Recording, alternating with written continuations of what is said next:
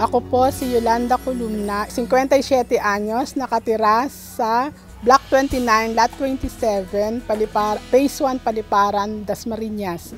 Ang mga sakit ko po ay high blood at arthritis.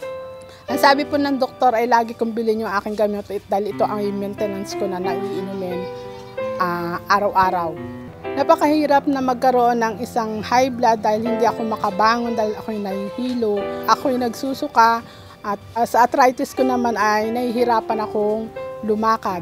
Ang apekto nito ay hindi ko magampanan yung tungkulin ko bilang asawa at ina ng aking isang anak.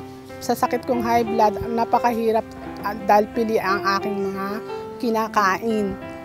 Maraming bawal. Nalaman ko po ang King's Herbal dahil sa akin pong panonood sa TV. Agaw na aking pansin yung isang nag-testimony doon na tungkol sa King's Herbal.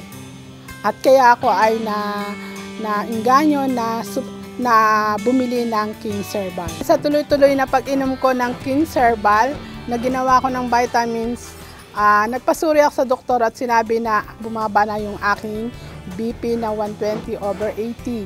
At yung aking arthritis ay nakakalakad na ako ngayon ng diretso. Naaasikaso ko na rin yung aking pamilya, ang aking asawa at ang aking nag-iisang anak. Ako po ay nagpapasalamat sa nakatuklas ng King's Herbal na si Karen Herrera. Maraming salamat po sa ating Panginoong Diyos na laging gumagabay sa akin at sa aking pamilya. Minabuti ko po sapagkat kung pupunta pa kayo sa main office, napakalayo. Kaya naglagay po kami yung pong cell number na nakalathala sa ilalim ng screen na ito. Pwede po kayong makipag-ugnayan at ito po ay sinasabi ko at pinatotohanan. Ito po ay authorized distributor ng Abanyong Lingkod mula pa noon at magpakailan pa man.